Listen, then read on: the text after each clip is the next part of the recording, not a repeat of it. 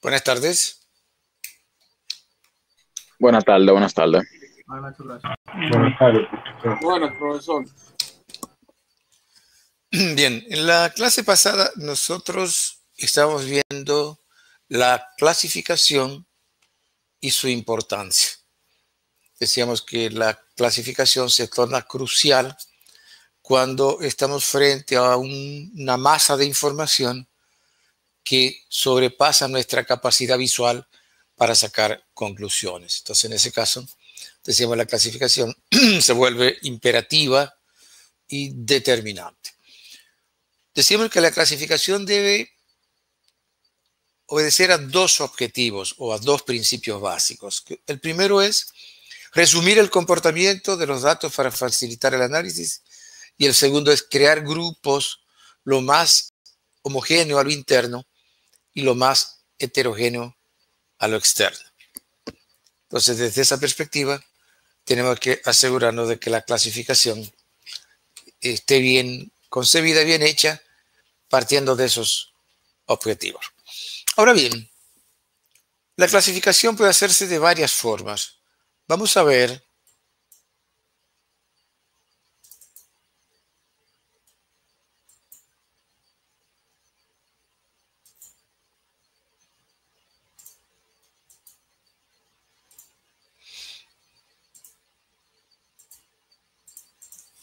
bien.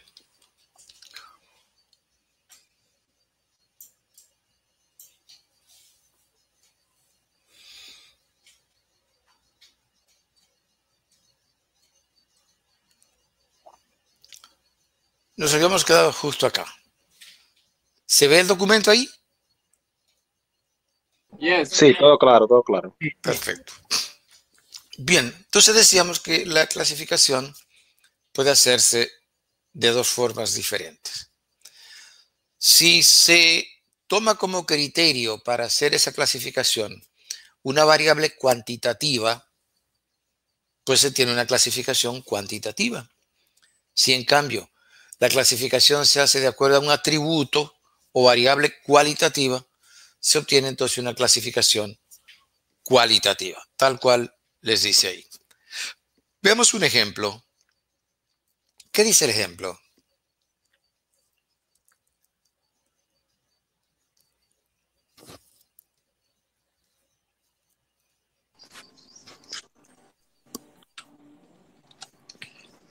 Ejemplo. Augusto Valdés, encargado de planificación del Distrito Judicial número 4 de la República Dominicana, está interesado en establecer el perfil socioeconómico de los 560 juristas existentes en esa demarcación judicial. Con estos propósitos, elabora un cuestionario para aplicárselo a cada uno de los profesionales en el estudio. El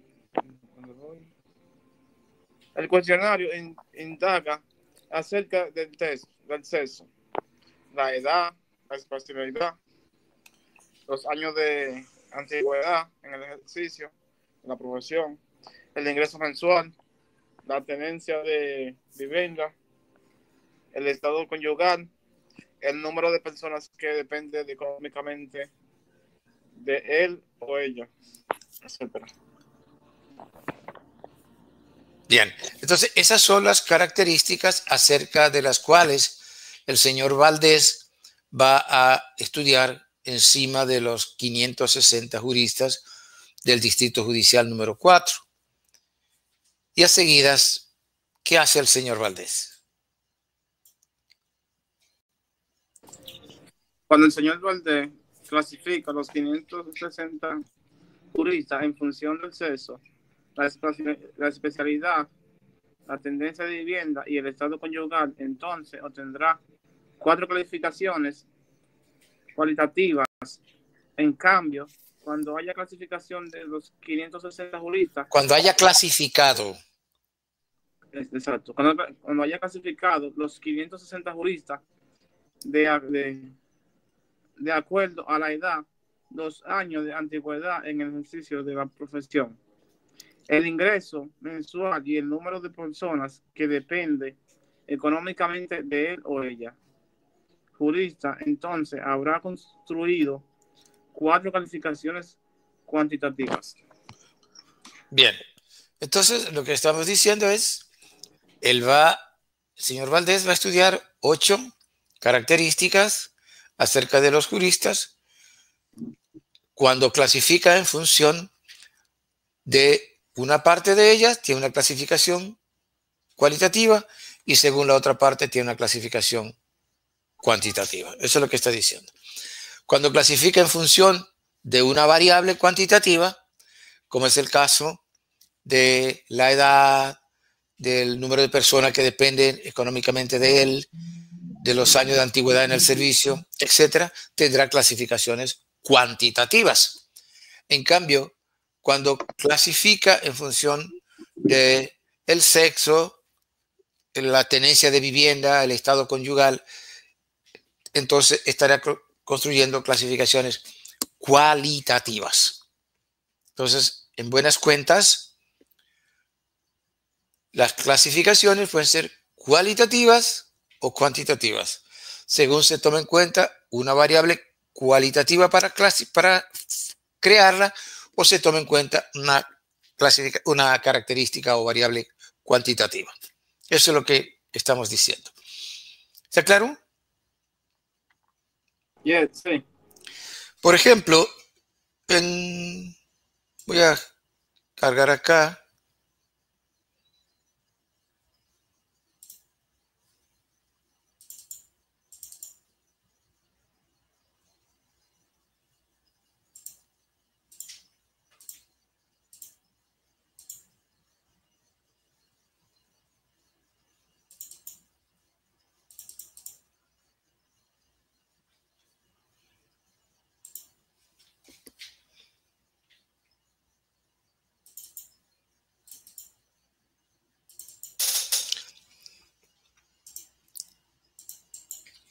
Miren, por ejemplo, esta es la boleta que se utilizó para el censo, el 10º Censo Nacional de Población y Vivienda del 2010. Y como ustedes ven acá, aquí hay, se indaga sobre características cualitativas, como son los materiales de construcción de las paredes, miren acá, son categorías, materiales del techo son categorías, materiales del piso son categorías, entonces son características cualitativas. En cambio, por ejemplo, cuando se indaga acerca de aquí la fecha de fallecimiento, es una variable, fíjense que aquí se responde con un número, perdón. Y lo propio cuando se pregunta acerca de las tareas sembradas, las tareas cosechadas, mire, aquí se indaga acerca de variables, porque ahí se responde con un número. ¿Cuántas tareas tiene fulano sembradas? Entonces va a responder 40. ¿Cuántas tareas cosechó fulano en los últimos 12 meses? 20. Entonces ahí está indagando acerca de características cuantitativas, es decir, de variables cuantitativas. De la misma forma que cuando pregunte por acá acerca de cuántos años cumplidos tiene fulano, 25. Son variables cuantitativas. Entonces, ciertamente se va a preguntar en un censo o en una encuesta, tal como decíamos hace un ratito, se va a preguntar sobre, voy a tener que cargar otra vez esto,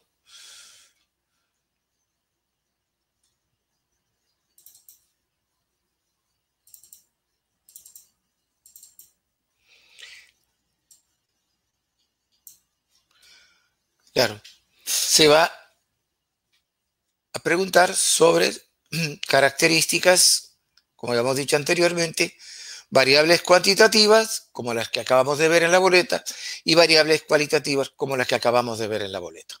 Luego, esa información se va a clasificar en función de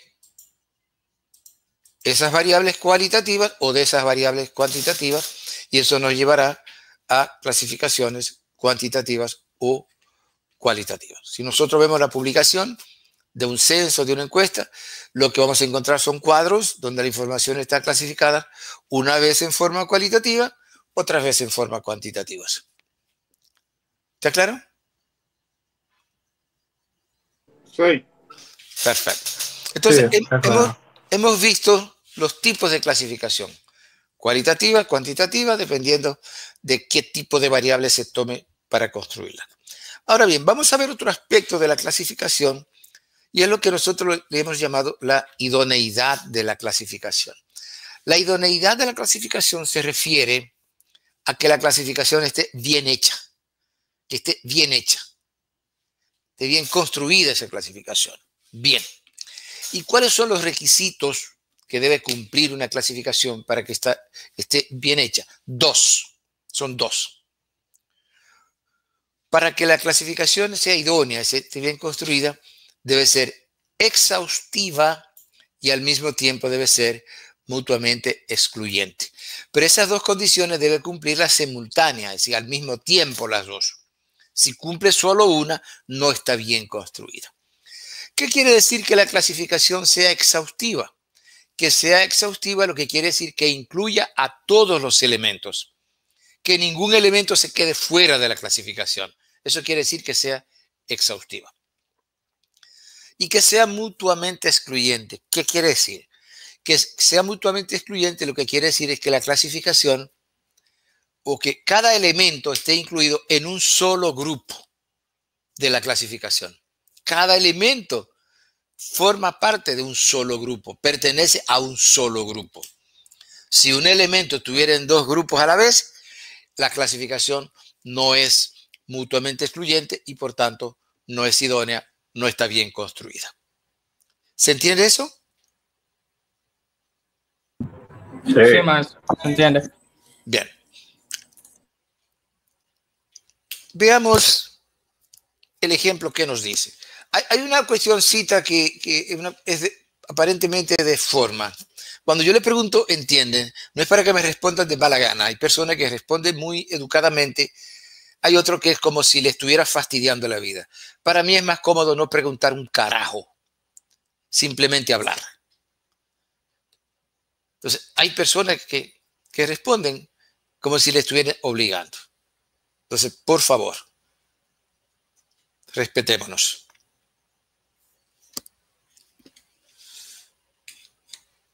Bien, ¿qué dice el ejemplo? Ejemplo, Luis. Sí. Alfredo Arredondo, del Departamento de Planificación de la Universidad Central de las Antillas, está interesado en hacer un estudio acerca de las condiciones de vida de los estudiantes de esa casa de estudios. Para esos fines elabora un cuestionario contentivo de las diferentes preguntas, cuyas respuestas le permitirán conocer las condiciones en que viven los estudiantes de esa universidad. Bien, ahí el objetivo del señor Arredondo es establecer las condiciones de vida de los estudiantes de la Universidad Central de las Antillas. Y ahí el objetivo es determinar las condiciones de vida. Pero ¿qué es las condiciones de vida?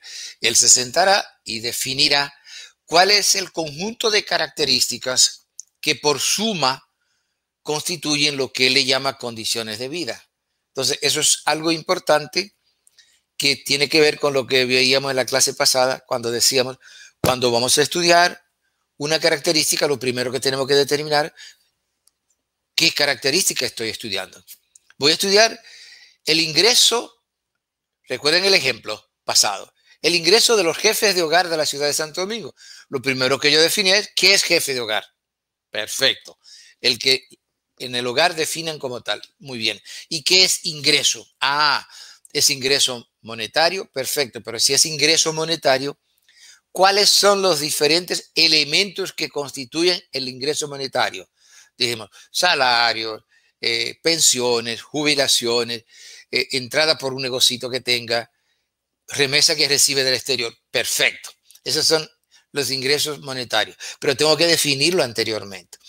Y aquí igual el señor Arredondo tiene que determinar para él qué son condiciones de vida. Él dice, bueno, el ingreso mensual del hogar, la tenencia de vivienda, la calidad de la vivienda, los servicios que recibe la vivienda, etcétera. Porque es decidir cómo vive. Muy bien. Entonces, él definirá todas esas características y luego las pondrá en un cuestionario, una pregunta para responder a cada una de esas características, de la misma forma que ya vimos en la clase pasada cómo se elabora ese cuestionario. O sea que no estamos hablando de nada nuevo en este momento. Simplemente, si ustedes se dan cuenta, este programa nosotros lo llamamos bastante articulado y secuenciado. Cada tema está amarrado con el anterior. Aquí no es como le pasa con algunas asignaturas que usted aborda temas y usted no sabe cómo se junta uno con el otro, no sabe cómo relaciona uno con el otro, y al final termina el semestre y siente que no aprendió mucho. A pesar de que tuvo que dedicarle mucho tiempo, siente que no aprendió mucho. ¿Por qué? Porque no está amarrado el contenido del programa uno con el anterior. Entonces, repito, si ustedes se ponen a pensar desde el primer día que nosotros nos reunimos por este medio a discutir, percibirán que no hay un solo tema que no esté amarrado con el anterior. Entonces, a eso es que se le llama construir conocimiento. Vía de consecuencia, al terminar el semestre, usted tiene una unicidad en términos del contenido de la asignatura. O sea, usted tiene un conocimiento aprendido, un conocimiento que tiene muchos componentes y que en conjunto le permiten dilucidar asuntos dentro de su correspondiente profesión. Esa es la idea. Esa es la idea. No sé si lo están percibiendo. Sí, yo creo que sí. Sí, sí, Daniel, y es cierto.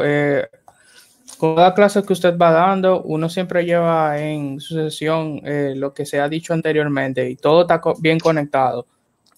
Sí, esa es la idea, porque precisamente uno de los problemas que tienen los estudiantes de la UAS, y no es culpa de ellos, sino es culpa de la universidad y de muchos bosqueburros de nosotros, los profesores, que muchos lo somos, no son los estudiantes. Vamos allí sin esa visión que acabamos de exponer. Y resulta que el estudiante es feliz hasta sexto semestre.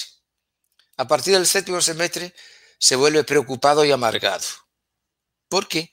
Porque empieza a descubrir que ya está casi próximo a salir y no siente que ha aprendido mucho, como para ir al mercado de trabajo a vender sus conocimientos.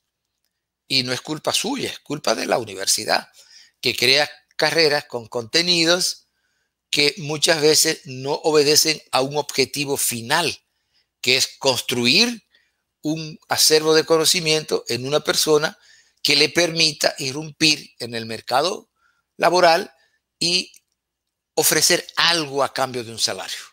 Ofrecer algo. Sí, aportar algo a cargo de un salario. Y eso es un déficit que se arrastra no solo en la UAS, lo vivimos en la UAS porque aquí es que estamos, pero eso alcanza a otras universidades del país.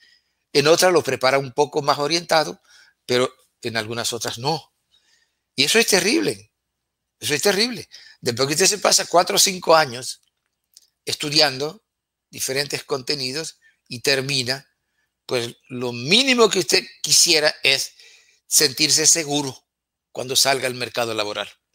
Estar deseoso de salir para ir a aplicar ese conocimiento que usted ha adquirido y que a cambio le paguen con qué vivir. Ese debe ser el objetivo. ¿Lo estamos logrando? Yo creo que no. En gran medida creo que no, por un mal enfoque de lo que es la educación universitaria. Y eso es un mal que nos aqueja a muchos profesores, por no decir a la mayoría. Lo que tratamos de hacer en este curso obviamente no es resolver los problemas que usted tiene, porque son muchos, pero sí un poco, lo primero es despertarle el interés por lo que son los contenidos de una asignatura. ¿En función de qué? En función de la utilidad que eso puede tener para usted desde la perspectiva profesional. Sí, ¿en qué eso me ayuda a enfrentar la realidad? ¿En qué me ayuda a resolver un problema que se me presente? Y por eso, no sé si han notado que nosotros no abordamos un solo tema sin ver al menos un ejemplo. ¿Eso es la práctica común en la universidad? No tiene que responderle. Yo le digo, no. No es. Y les pregunto, ¿cuántos profesores están haciendo eso con ustedes? Poco, quizás Son, los de matemáticas o física. Exactamente. son muy pocos realmente. La gran mayoría o siguen algún programa que esté por ahí y no se enfocan en analizar si ese programa de verdad tiene un impacto positivo en el aprendizaje de la gente. Hay mucha gente que se sale de la materia tan pronto dan un primer parcial porque que no, la curvatura de aprendizaje es malísima. Claro, claro. Precisamente porque una asignatura debe ser algo que entusiasme, no algo que desmotive y que usted lo vea como una tortura. Me voy a sentar allí a ser torturado porque tengo que hacerlo porque si no, no apruebo. Y si no apruebo, no me gradúo. Debe ser al revés. Es decir, debe ser un disfrute porque voy a aprender cosas que son útiles para mí. Tan útiles que se convierten en elemento importante en el quehacer con el cual yo me voy a ganar la vida. Entonces, muy importante ha de ser, muy entusiasmante habría de ser. Ahora, ¿es así? Yo creo que desafortunadamente, en la mayoría de los casos, no lo es. Y realmente eso es una tragedia. Es una tragedia. Pero si ustedes hacen conciencia de eso con relación a ustedes mismos, pueden darle la vuelta a la cosa. Puede darle la vuelta a la cosa. Es decir, mucho va a depender del interés que usted tiene porque el conocimiento ya está escrito por ahí. Entonces, búsquelo, indague, lea, estudia, pregunte, moleste, porque para eso son los estudiantes, para molestar en el buen sentido. Preguntarle a todo aquel que usted crea que le pueda responder. Esa es la función del estudiante. No estar de manera pasiva recibiendo lo que le den, no. Debe estar de manera activa procurando mucho más allá de lo que le den, pidiendo. Tienen derecho. Bueno. Entonces, ¿qué hizo el señor Arredondo cuando aplicó el cuestionario con las preguntas para indagar acerca de esas características en los 6,000 estudiantes de la universidad? Dice, habiendo aplicado los cuestionarios a los 6.500 estudiantes de la universidad, el señor Arredondo se dispone a analizar la información, para lo cual antes requiere clasificarla. Para fines del análisis de la información, el señor Arredondo decidió clasificar los estudiantes en función del sexo, la edad y la nacionalidad, en la forma que se presenta a continuación. Correctamente. Aquí en el cuadro 1 lo clasificó en función del sexo, en el cuadro 2 en función de la edad y en el cuadro 3 en función de la nacionalidad.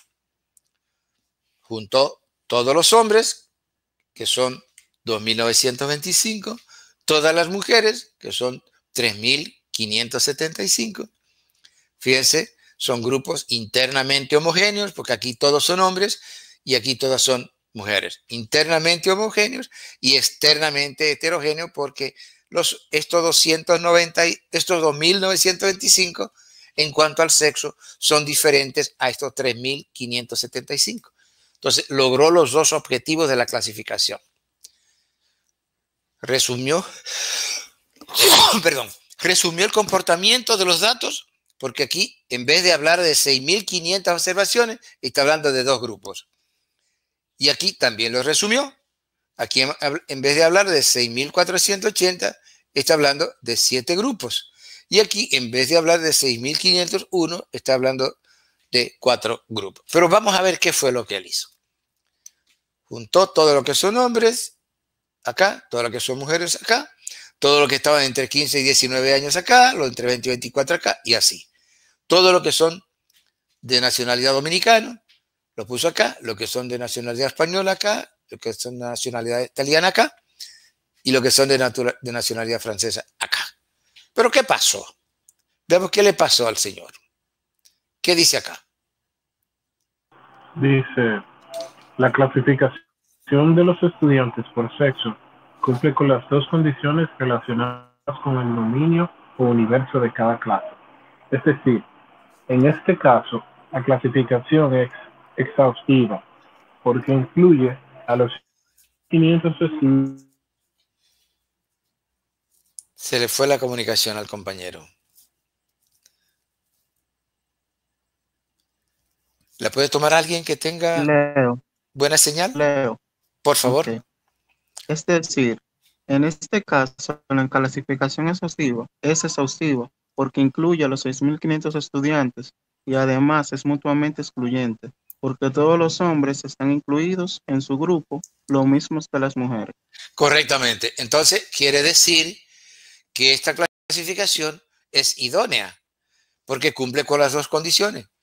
Es exhaustiva porque incluye a todos los estudiantes del estudio.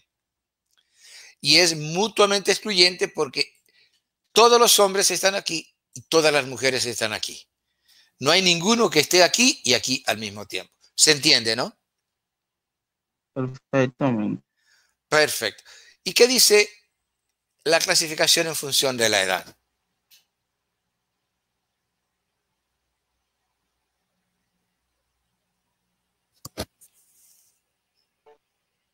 Leo, Por favor.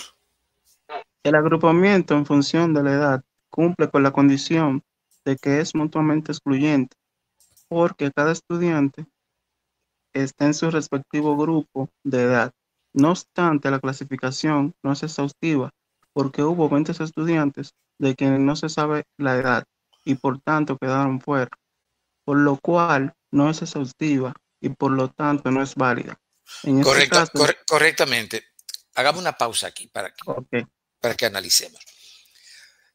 La clasificación en función de la edad que hizo el señor Arredondo es mutuamente excluyente. Cumple con una condición. ¿Por qué? Porque cada estudiante está en el grupo de edad que le corresponde. No hay ningún estudiante que esté en 2 grupos al mismo tiempo. Sin embargo, la clasificación no es idónea porque no cumple con la otra condición. ¿Cuál es? Que está clasificando 6.500 estudiantes y le están faltando 20. Entonces, la clasificación no está bien. Cumple con una condición, con la otra no. Tiene que cumplir con las 2 como esta. ¿Se entiende? Sí. Perfecto. Entonces, en este caso, ¿qué pasa?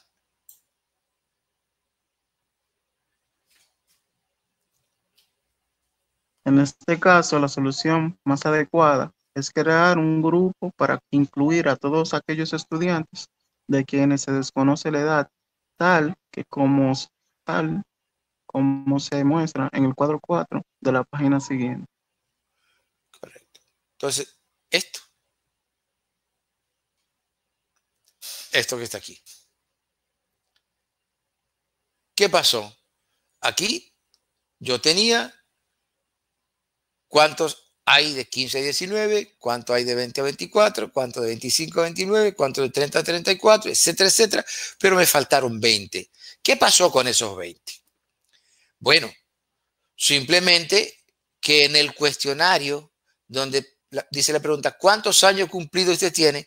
Vino en blanco. No le hicieron la pregunta. O se la hicieron y no la respondió. La cuestión es que vino en blanco. Y eso pasó en el caso de 20 estudiantes. Por eso cuando voy a clasificar en función de la edad, solo puedo clasificar a 6.480, los que tenían información. Los 20 que no tenían se me quedaron fuera. Entonces dice, bueno, pero ¿qué hago? Le está diciendo, en ese caso, ¿qué fue lo que usted hizo? Lo que está aquí en el cuadro 4. Creó un grupo que se llama sin información. ¿Para qué? Para validar la clasificación. Porque aquí lo que pareciera es que usted se equivocó contando. Pareciera que se equivocó. Aquí no. Aquí le dice claramente no.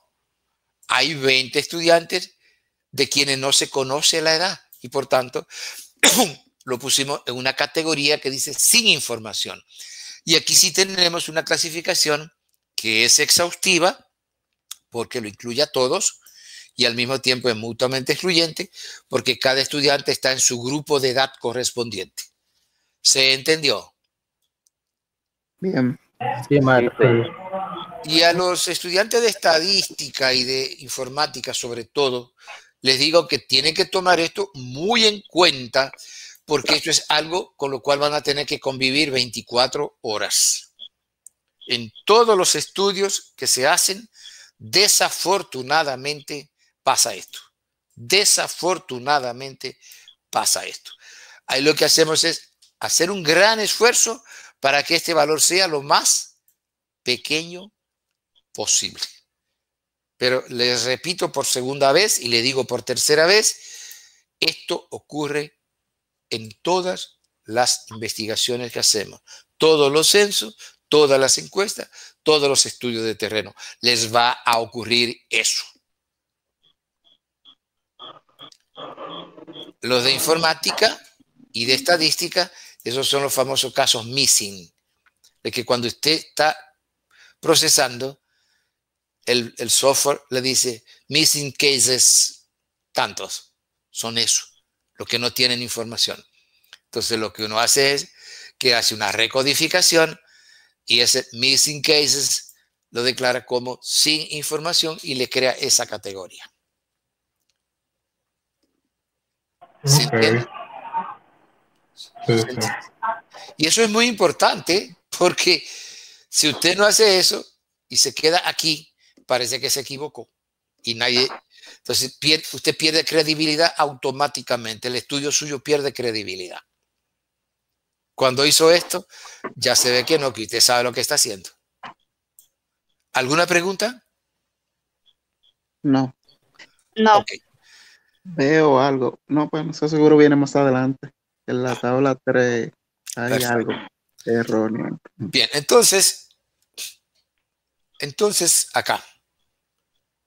Veamos. Estamos. El agrupamiento en función de la edad, ya dijimos, se resuelve así. ¿Y qué dice la clasificación de acuerdo a la nacionalidad?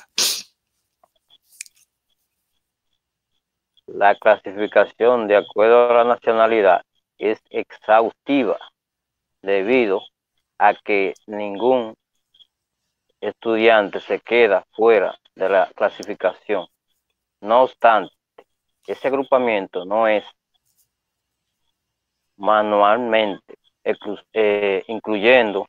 A ver, yo creo que te está leyendo otro párrafo, no el que estamos viendo acá. La clasificación. Ya bajé yo estoy leyendo la clasificación. Sí, pero que te está diciendo cosas que no están aquí.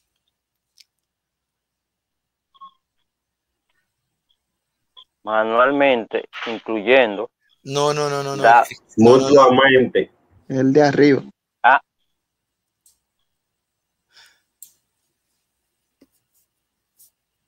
Incluyendo. Mutuamente Ahí que yo estoy leyendo. excluyente. No. Excluyente. No, que te está leyendo otra cosa, mi amigo. Vamos a ayudar a la profesora. Sí, por favor. La clasificación de acuerdo a la nacionalidad es exhaustiva, debido a que ningún estudiante se queda fuera de la clasificación. No obstante, ese agrupamiento no es mutuamente excluyente, dado que existe un estudiante que además de italiano es francés. Por lo tanto, está incluido en el grupo de los franceses y además en el de los italianos. Por esta razón, la suma es 6.501 en vez de 6.500. Ese debe ser el error que usted creía que estaba viendo. Exacto. Que no es un error. Es que al momento de clasificarlo en función de la nacionalidad, hay un estudiante que cuando usted fue a la pregunta 13, que dice, ¿cuál es su nacionalidad? Y él puso italiano y francés. ¿Por qué? Porque él tiene la doble nacionalidad. Y por eso, al clasificar, en principio, el señor Arredondo lo puso en este grupo y también lo puso en este grupo. Porque él respondió las dos nacionalidades. Entonces, si lo está clasificando por nacionalidad, lo puso así. En este caso, lo que dice el compañero es que esta clasificación es exhaustiva. ¿Por qué? Porque ningún estudiante se quedó fuera de la clasificación. Todos están incluidos. La clasificación es exhaustiva. Lo que no es mutuamente excluyente, que es lo opuesto de esta. Que esta es mutuamente excluyente, pero no exhaustiva. Resolvimos el problema de esta forma. Ahora, esta es exhaustiva, pero no mutuamente excluyente, porque hay un estudiante que está aquí y está aquí. Entonces, no es mutuamente excluyente. ¿Se entendió? Bien. Sí, se entiende. Perfecto. Entonces vamos a ver cómo resolvemos el problema. En este caso, ¿qué dice?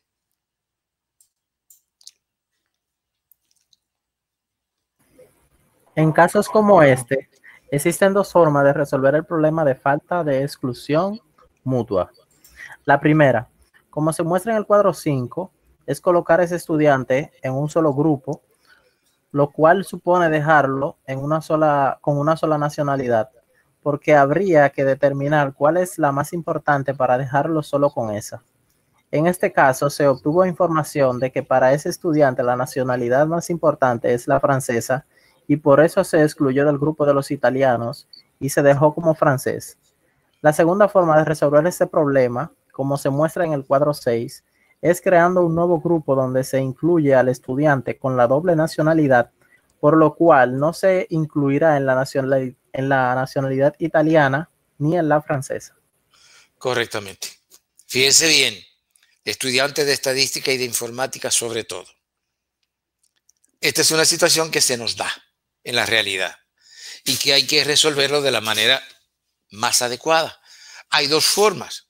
Como decía él, la primera, fíjense que al principio lo que hicimos fue incluirlo en la italiana e incluirlo en la francesa. Porque dijo nacionalidad italiano y francés. Lo incluimos aquí y aquí. Por eso aparece acá 71 y aquí 30. Pero como se determinó que para él la nacionalidad más importante es la italiana, se decidió entonces ponerlo en la italiana y omitirlo de la francesa. Perdón. Dijo que al revés. Para él la más importante es la francesa, se puso en la francesa y se omitió de la italiana. Porque él mencionó primero la francesa. Entonces se entendió que si es la primera, es porque es la más importante. Y aquí, aparentemente, el problema está resuelto. Aparentemente.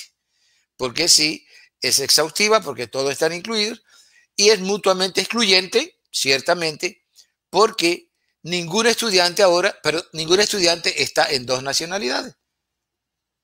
¿Está claro? Sí, está claro. Aquí había uno que está en dos nacionalidades. Aquí ninguno está en dos nacionalidades, porque lo quitamos de la italiana, perdón, y lo dejamos solo en la francesa. Pero ahí estamos negando algo que es una realidad. Y que hay un estudiante que tiene doble nacionalidad Y al tomar esta decisión, estamos invisibilizando esa situación. Estamos diciendo que esa situación no existe y realmente existe. Entonces, ¿cuál es la solución más adecuada? Crear un grupo especial para él. No ponerlo ni en la italiana ni en la francesa, sino crear un grupo que llama ítalo-francés. Y ahí va ese estudiante. Y eso es lo más adecuado porque ahí estamos visibilizando una situación que es real. Si hacemos esto, lo estamos invisibilizando. ¿Se entiende? Sí, ahí está bien claro. Entonces, claro, Sí. entonces la mejor solución es la del cuadro 6, crear una categoría especial para él. Y ahí tenemos una clasificación que es exhaustiva, porque están incluidos todos los elementos, y es mutuamente excluyente, porque en ninguna de estas categorías hay un estudiante que esté en otra. Cada estudiante está en una sola. Y esto que estoy mostrando aquí, para los estudiantes de estadística y de informática sobre todo, esto es de vida o muerte. ¿Sabe por qué? ¿Sabe dónde ustedes van a encontrar esto? ¿La documentación sobre esto? En ninguna parte. En ninguna parte. Esto es un tema que no aborda nadie. Yo se lo estoy poniendo porque me he pasado la vida produciendo información, procesando información, analizando información y divulgando conocimiento. Y por eso la experiencia me dio el conocimiento que le estoy transmitiendo a ustedes ahora. ¿De acuerdo? Sí, estamos de acuerdo. Perfecto. ¿Alguna pregunta? Todo claro. Ok. Está claro, profe. Entonces, fíjense todo el tiempo y la discusión que le estamos dedicando, porque todavía no terminamos, a la clasificación de la información.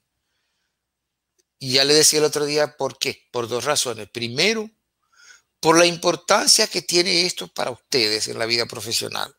Y segundo, porque no lo van a encontrar en ningún otro lugar documentado.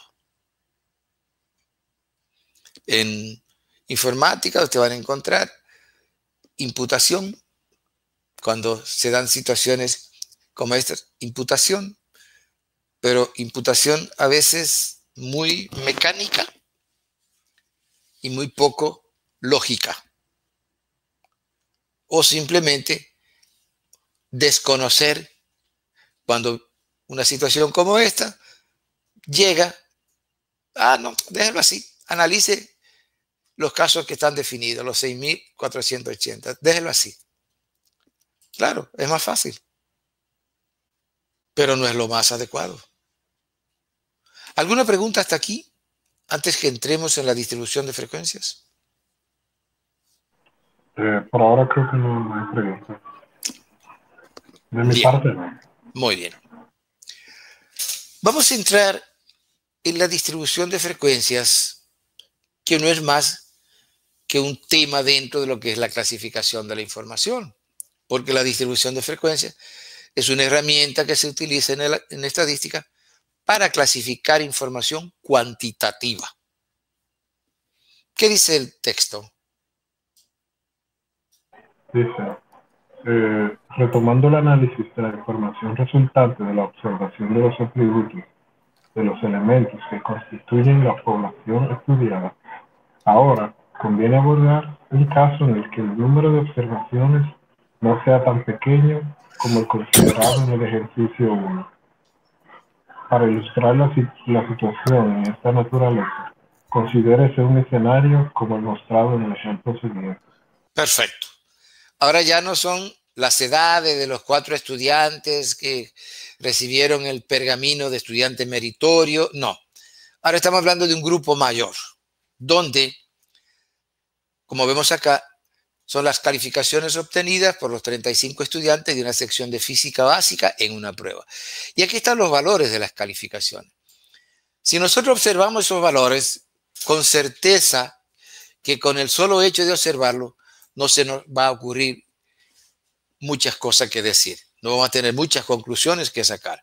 Por lo que decía, que cuando el número de observaciones es elevado o relativamente elevado, la propia nube de valores nos impide el poder sacar conclusiones algunas. Miramos para acá, miramos para allá y ahí nos vamos a quedar empantanados en eso. Por eso, ¿qué dice acá? Si se quisiera obtener, Sí, la jovencita, para darle chance a las mujeres. si se quisiera obtener alguna conclusión solo observando estos 38 valores, Dice 38, obviamente no pero sería posible. son 35 realmente, ¿no? Pero Ok. eso te lo corrigen, sí. 35 valores, obviamente no sería posible, pues aunque 35 no es un número de observaciones muy elevado, es lo suficientemente grande como para no permitir sacar conclusiones de solo mirarlos. Que es lo que hemos dicho, ¿no? No podemos sacar conclusiones solo mirándolo. Y en situaciones como esta, ¿qué se hace? En situaciones como esta, conviene clasificar los valores y para ello pueden usarse una distribución de frecuencias, que no es más que una herramienta utilizada en estadística para clasificar información, la cual consiste en un arreglo o clasificación de los datos en clases o categorías, definiendo para cada una de estas el número de elementos que le corresponde, al cual se le denomina frecuencia. En consecuencia, la distribución de frecuencias estará formada por una columna de clases o categorías y otra columna de frecuencias. Correctamente. En la lectura que acaba de hacer la compañerita, nos ha dicho varias cosas al mismo tiempo. Lo primero fue que nos definió una distribución de frecuencias. Lo segundo fue que nos definió lo que se entiende por frecuencias.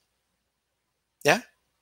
Y lo tercero fue que nos dijo cómo está estructurada una distribución de frecuencias. Nos dijo tres cosas al mismo tiempo. Nos dijo que una distribución de frecuencias es un arreglo o clasificación de datos en clases o categorías. Eso nos dijo. Y nos dijo que el número de casos que corresponde a cada una de esas clases o categorías se llama frecuencia. Fue lo segundo que nos dijo. Y lo tercero fue que nos dijo que una distribución de frecuencias está constituida o estructurada por dos columnas. Una columna que define las clases y la otra columna que define las frecuencias. O sea que nos dijo muchísimo en ese simple párrafo, de manera bastante didáctica. Eso significa, para nosotros construir una distribución de frecuencias, necesitamos, como ella dijo, primero la columna de las clases y después las columnas de las frecuencias. Pues vamos a lo primero. ¿Cómo nosotros construimos las clases? Para construir las clases necesitamos tres elementos. El primero que necesitamos es el rango o recorrido, que vamos a ver ahorita que ese es un dato, eso siempre lo vamos a tener. Lo segundo que necesitamos es saber cuántas clases o grupos vamos a tener, que le vamos a llamar K. Y lo tercero es que necesitamos saber qué tamaño tendrá cada clase y a ese tamaño le vamos a llamar amplitud de clase o intervalo y lo vamos a representar por la letra I. Lo que acabo de decir está dicho en este párrafo. ¿Qué dice?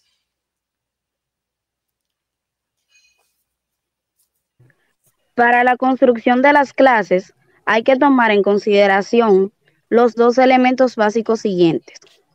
1. El número de clases o categorías, el cual se representará mediante la letra K. Y 2. El tamaño que tendrán estas, es decir, el intervalo o amplitud de clase, el cual será representado por la letra I.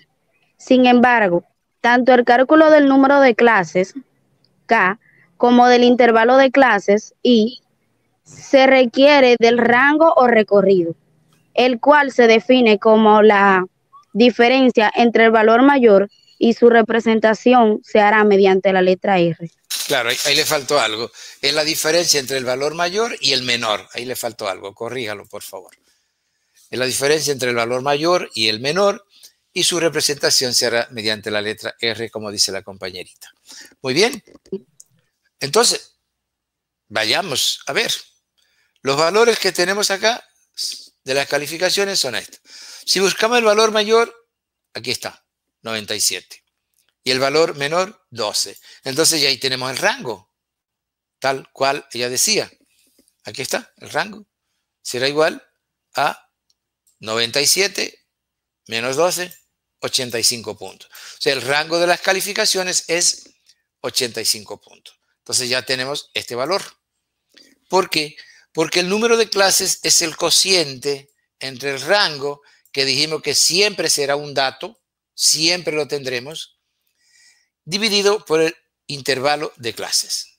En este caso, 85 dividido el intervalo de clases. Perfecto. Pero yo no sé cuánto es el intervalo de clases. Pero por otro lado, yo sé que el intervalo de clases es igual al rango, que lo conozco porque es un dato, dividido el número de clases. Pero estoy diciendo que lo estoy buscando acá, no lo tengo. Entonces yo estoy en un círculo vicioso. Para calcular el número de clases necesito el intervalo de clases, que es una incógnita. Y para hallar el intervalo de clases necesito el número de clases, que es una incógnita. Entonces quiere decir estoy en un círculo vicioso. Estoy empantanado. ¿Qué dice acá el texto? Dice, esto implica que para calcular cualquiera de estos dos elementos, siempre se tendrá un valor desconocido. Cuando se quiere calcular el número de clases, K, el valor desconocido será el intervalo de clases. Mientras tanto, si lo que se quiere calcular es el intervalo de clases, entonces el valor desconocido será el número de clases. No obstante, existen formas de contornar esta situación. Perfecto. Entonces, lo que acabamos de decir, estamos en un círculo vicioso. ¿Cómo salimos de este círculo vicioso? Él ha dicho que existen formas de resolver este problema, de contornar esa situación. ¿Cuáles son esas formas? ¿Qué dice? Dice, existe un procedimiento para calcular el número de clases conocido como la regla de Sturgis, el cual se basa en la ecuación siguiente. Correctamente. Ese señor Sturgis estableció que el número de clases es igual a 1, que es una constante, más 3.3, que es otra constante, multiplicada por el logaritmo de n, es decir, por el logaritmo del número de observaciones, que en este caso n es 35. Son 35 estudiantes, 35 calificaciones. ¿Está claro, no? Sí, sí. Ahí está claro. Perfecto. Entonces, aquí tenemos, simplemente aplicamos la fórmula tal cual. ¿Ya? El número de clases será 1 más 3.3 por el logaritmo de n, logaritmo de 35. Será 1 más 3.3 por 1.544, que es el logaritmo de 35. Será 1 más, este producto es 5.095, será 1 más 5.095, es igual 6.095. Esto es aritmética de primero de primaria, ¿no? Lo que estoy aplicando acá. Por tanto, el número de clases debería ser de por lo menos 6.095. ¿Pero qué ocurre? Que el número de clases es un valor discreto, es una variable discreta, porque las clases son grupos, no existe un grupo y medio, existe uno o existen dos. Ya vimos esa disquisición en la clase pasada y el peligro de no saber distinguir eso. Entonces, estamos frente a una variable discreta. El número de clases es una variable discreta. Si le dice que es 6.095 y es discreta, tiene que ser entero. Pero ahí no se obtiene redondeando, se obtiene llevando al entero más cercano hacia arriba. ¿Por qué? Porque si yo redondeara sería 6. Pero si yo defino 6 clases, me va a faltar una. ¿Dónde va este pedacito? Entonces, como es una variable discreta, el número de clases es de por lo menos 6.095. El por lo menos 6.095, si es entero, tendrá que ser 7 para que el 0.95 está incluido y la clasificación sea exhaustiva. ¿Se entiende? Sí, ahí se entiende. ¿Alguien tiene alguna pregunta? Solamente es en ese caso específico que se debe redondear hacia arriba. Correctamente, porque lo que le dice aquí es que el número de clases no puede ser inferior a 6.95. Y si no puede ser inferior a 6.95 y tiene que ser entero, ¿cuánto tiene que ser? 7. Correctamente. Ok. ¿Se entendió la lógica? Sí, ahí se entiende. No es redondeando que estamos. Sí. Es resolviendo el problema de que esto es una variable discreta y que el valor no puede ser inferior a este. Porque entonces la clasificación no sería exhaustiva. ¿Eso queda claro realmente? Sí. Sí, ahí está claro. Perfectamente. Entonces, ya sabemos que el número de clases será 7. Problema resuelto. Entonces, ya tenemos acá el número de clases. Si dividimos 85 entre 7, vamos a tener el intervalo. Y ya resolvemos todo. Vamos a tener las dos cosas. Vamos a tener el número de clases porque ya lo acabamos de obtener. Y vamos a tener el intervalo porque lo obtenemos ya teniendo el número de clases, que es 7. ¿Se entiende? Sí, ahí entendí. Perfecto. Entonces, ok. Aquí está. 85 dividido 7. Aquí está. 85 dividido 7 igual 12.1. Lo que indica que ya tenemos, para definir las clases, tenemos los dos elementos que dijimos que necesitábamos.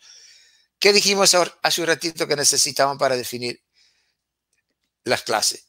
Necesitamos el número de clases y necesitamos el intervalo de clase. Y ya tenemos el número de clases y tenemos el intervalo. Entonces ya simplemente es definir las clases. Vamos a tener ¿cuántas clases? 7. ¿De qué tamaño? 12.1. Es decir, la amplitud de clase o intervalo es 12.1. ¿Está claro? Sí. Entonces puedo definir mis clases con 7 clases con un intervalo de 12.1. Pero a veces nosotros somos medio cómodos. Trabajar con un intervalo de 12.1 a veces se vuelve tedioso. Es lo correcto, repito. Eso es lo correcto. Pero a veces uno renuncia a un poquito de precisión con tal de ganar mucha comodidad, facilidad para trabajar. Y de repente uno se ve tentado a querer trabajar con un intervalo también entero. En ese caso, si vamos a trabajar con un intervalo entero, nos pasa lo mismo que con el número de clases. Si redondeamos, nos va a faltar una clase. Entonces, en ese caso, también tenemos que llevarlo eso es en el caso que decidamos trabajar con entero, porque perfectamente podemos trabajar con un intervalo de 12.1, que sería lo más exacto. ¿Estamos claros en eso?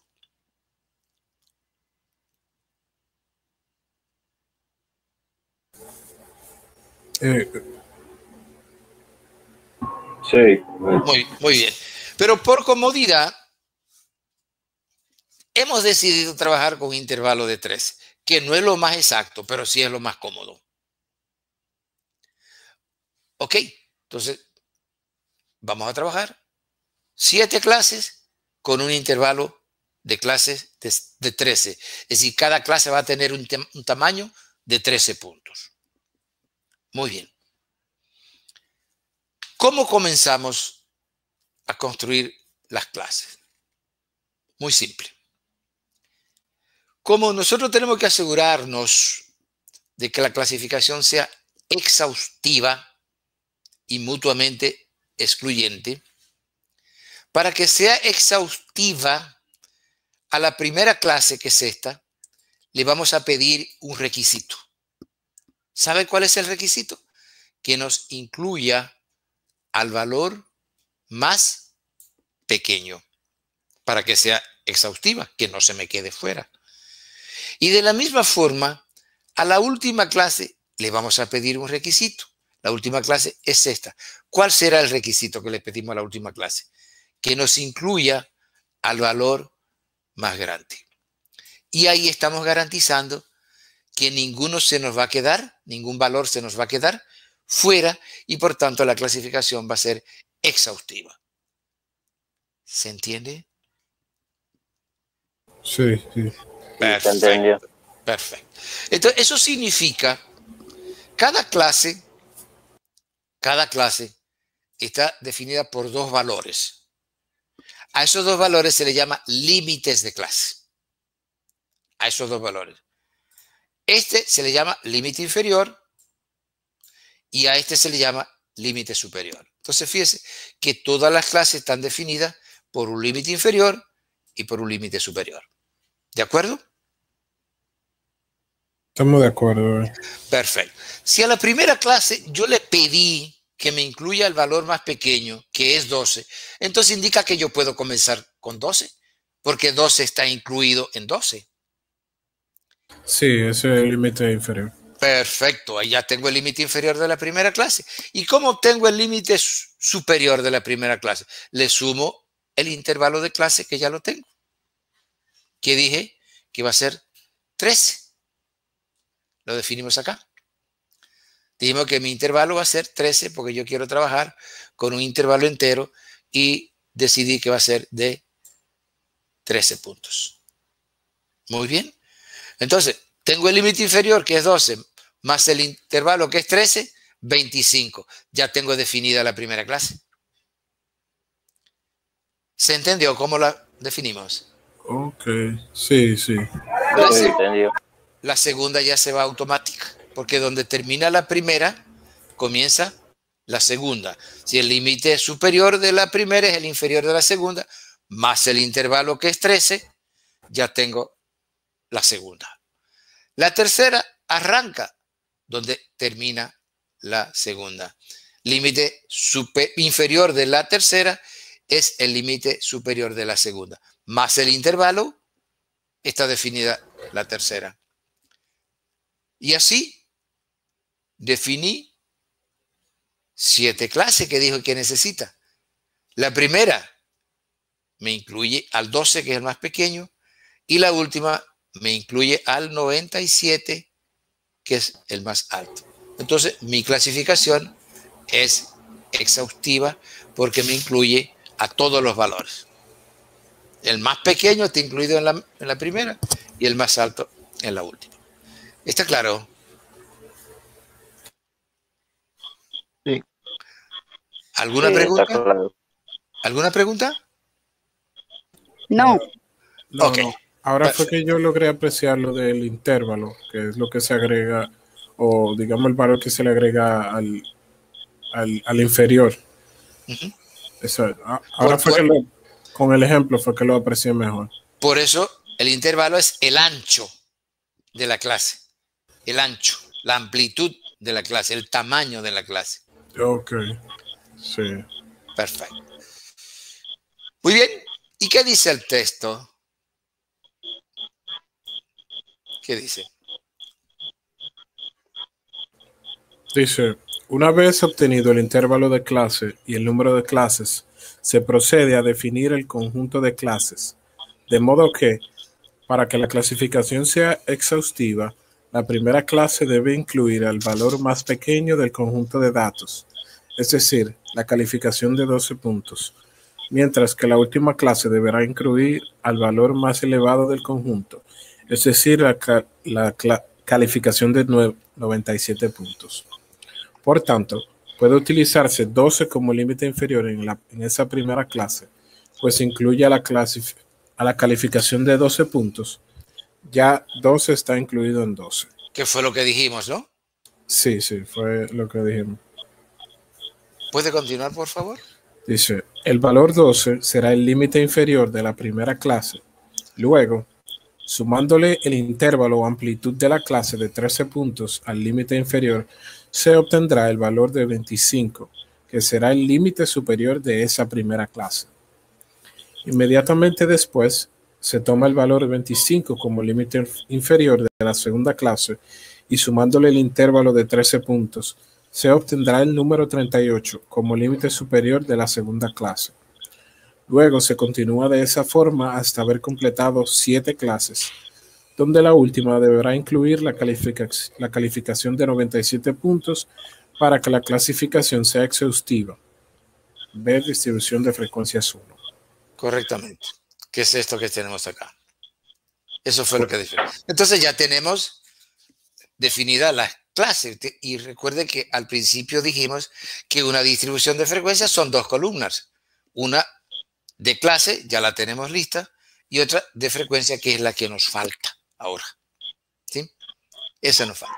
Por eso dice que una vez definida la clase, se procede a determinar las frecuencias. Y eso sí que es simple, porque yo lo que hago es que cada valor de esto, acá, cada valor lo tacho y lo coloco un palito así como los niños de preprimaria en el grupo que va. Voy a tomar lo mismo que hacen los niños de 3 años en kindergarten, que la profesora le da bolitas blancas y una caja blanca, bolitas azules y una caja azules, bolitas amarillas y una caja amarilla, bolitas rojas y una caja roja. ¿Qué hacen los niños con las bolitas? La agrupan cada cual con su color.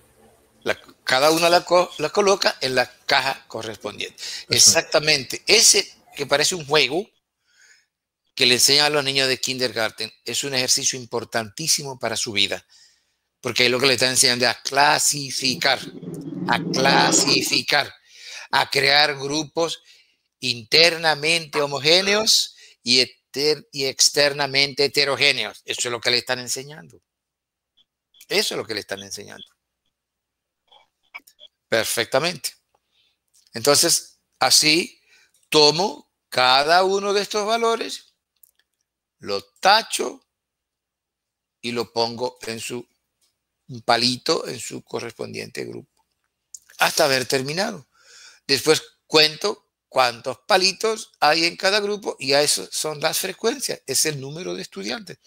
Eso es lo que usted hace a través de un programa informático.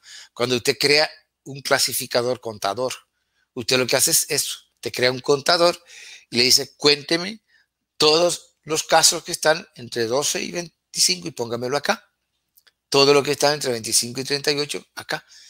Y así, eso es lo que hizo. ¿Se entiende?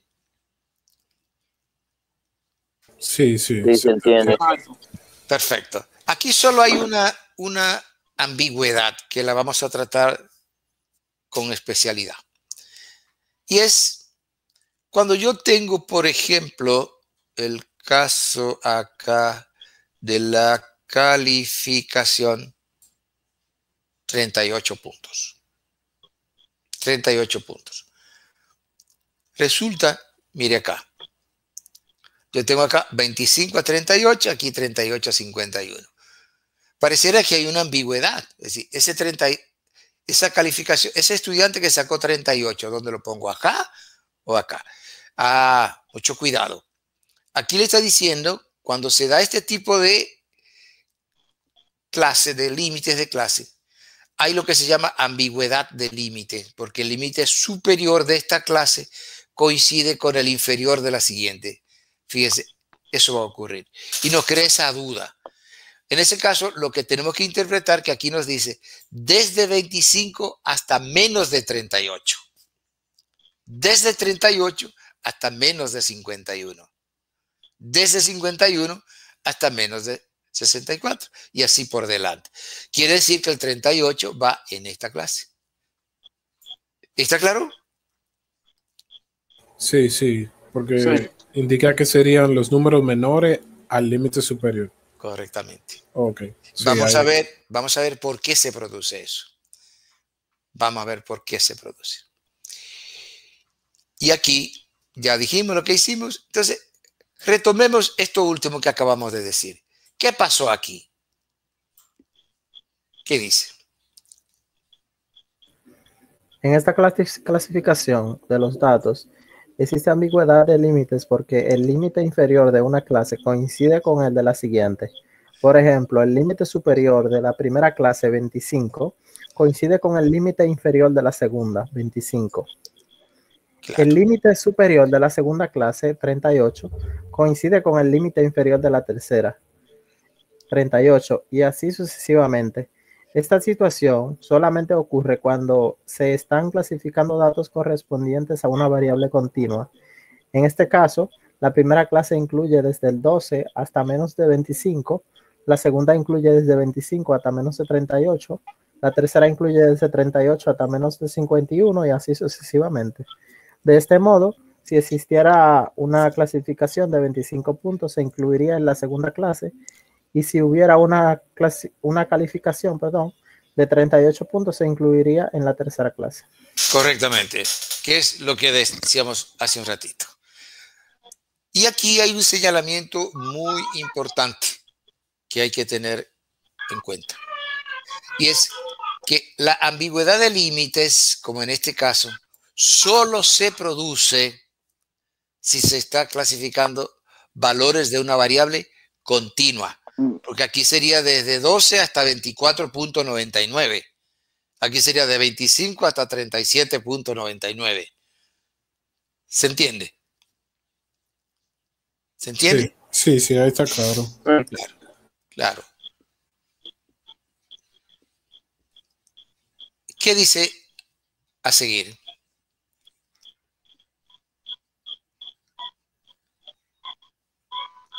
¿Qué dice acá? La regla de Sturges es práctica porque permite obtener fácilmente un número de clases, con el cual se calcula el intervalo de clases y rápidamente se llega a la construcción de una distribución de frecuencia. No obstante, este método tiende a resumir excesivamente el comportamiento de los datos. Por ejemplo, en la distribución de frecuencia de más arriba, en 2 de las 7 clases, 51-64 y 64-67, se concentran 16 estudiantes, es decir, casi la mitad, y eso puede considerarse mucha.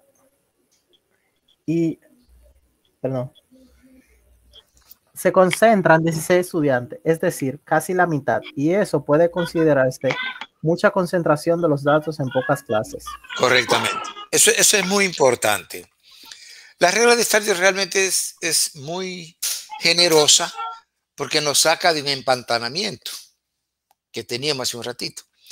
Sin embargo, a veces, no siempre, pero a veces, esta regla, que es un algoritmo matemático y los algoritmos son rígidos, tenemos que hacer lo que dice la fórmula, no nos podemos salir de ahí. Este algoritmo a veces tiende a resumir mucho los datos. Entonces, ahí hay que aplicar una máxima como la de los mexicanos. Dicen, ni tanto que queme al santo, ni tampoco que no lo alumbre. Es decir, no le pongamos la vela muy lejos porque no lo alumbra, pero si se la ponemos muy cerca, no va a quemar el santo. Entonces, busquemos un cierto equilibrio, ¿no? Eso es lo que nos está diciendo acá. Cuando clasificamos datos, recuerden que el primer objetivo es resumir el comportamiento de los datos, pero ¿para qué? Para facilitar el análisis. Y si el resumen nos complica el análisis, entonces no logramos el primer objetivo. ¿Se entiende? Sí. Es un resumen que nos ayude, no es un resumen que nos complique la vida. es un resumir el comportamiento de los datos para facilitar el análisis. Entonces hay que mantener ese equilibrio. Eso significa que ni demasiado detallados los datos, ni demasiado clasificados, ni demasiado desagregados, ni demasiado agregados. Entonces hay que lograr un cierto equilibrio. La regla de Sturges tiende a eso y aquí lo vemos. Fíjese que son 7 clases y en solo 2 ya está casi la mitad de los 35. Casi la mitad. Hay 16 de 35, casi la mitad. Entonces, nos está diciendo que en unos grupos hay mucha concentración en detrimento de los otros. Fíjense, este tiene solo 1. Este tiene 8. Este 8 ya juntos son 16. Lo ideal sería, te me pregunté, ¿cuál es lo ideal? Lo ideal sería que fueran bastante parecidos las frecuencias de cada clase. Eso es lo ideal. Por tanto, esa es nuestra asíntota. Nosotros cuando estamos clasificando tenemos que tender a ese tipo de distribución. Esta, dijimos, pareciera que nos agrupa, nos concentra demasiado. ¿Y cuál es el problema de tener grupos muy grandes? Mírenlo acá. Es que esto está muy bien hecho, este programita. ¿Lo vimos acá? ¿Cuál era el problema de la clasificación A? Si tengo muy pocos grupos, pero muy grandes cada uno, ¿qué pasa? Que se me vuelven internamente heterogéneos. Lo teníamos acá. ¿Cómo resolvimos el problema? Haciendo grupos más pequeños. Y al ser más pequeños, son más parecidos entre sí los elementos, son más homogéneos. Este diagrama es fundamental para entender la clasificación. ¿Se entiende? Sí, se entiende. Sí. Perfecto. Sobre todo para el que quiere aprender razonando. Aquí estamos razonando. Aquí no estamos recetando y memorizando. Muy bien. Entonces, bueno, la regla de Sturges tiene una tremenda ventaja, pero tiene esa desventaja. Bien. Entonces, ¿qué hacemos en ese caso? Si entendemos que una clasificación con un intervalo de 13 y solo 7 clases se nos parece mucho a esta clasificación A. Pocos grupos, pero muy grandes los grupos. Allá son 7 grupos, pero cada uno tiene tamaño 13. Entonces se parece mucho a esto. Y por eso nos genera grupos muy grandes. Y si son muy grandes, se corre el riesgo de que sean muy heterogéneos. Y esto lo vemos así. Miren acá. ¿Qué pasa aquí en este caso? Mírenlo. En esta primera clase, yo tengo de 12 hasta 24, ¿no? Porque el 25 me lo incluye acá.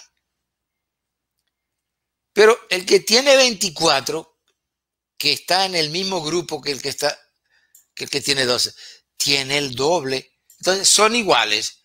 El que sacó 24 puntos es igual que el que sacó 12. No, tiene el doble. Entonces son muy diferentes. El grupo es muy heterogéneo. Me cabe cualquier cosa ahí adentro. Y eso no es bueno porque dijimos que no. ¿Se entiende? Sí, sí, se entiende. Perfecto. Entonces, ¿a qué debemos aspirar? A que no nos ocurra esto. Digamos, que no sea ni demasiado detallado ni demasiado concentrado. Buscar ese equilibrio que necesitamos. Y por eso, entonces, tenemos que apelar a una segunda metodología. Alternativa a la de Sturges. Y esta segunda alternativa no se basa en algoritmo matemático alguno, no se basa en fórmula alguna. Se basa en el sentido común, pero eso es lo peligroso, que no todo el mundo tiene sentido común. Ah, bueno, todo el mundo no tiene, pero sí puede obtenerlo. ¿Cómo se obtiene el sentido común? A través de la experiencia. Entonces vamos a experimentar hasta lograr el sentido común necesario para que cuando tengamos que buscar una alternativa a Stargess, sepamos cuál es la alternativa. ¿Está claro? ¿Está claro? Sí. Entonces, Sí, está claro. entonces vamos a ir a esa segunda alternativa de construcción, de distribución de frecuencia. Por el día de hoy nos quedamos por acá. Ustedes tienen esto acá. Yo les recomiendo que lo estudien para que lo terminemos en la próxima clase, porque está escrito acá todo. No hay nada que yo haya dicho acá que no esté escrito acá. Entonces, lo tienen ya. Entonces, estúdienlo. Bien. Así que, ¿alguna pregunta final? No, hasta ahora no, profesor. Muchas gracias No.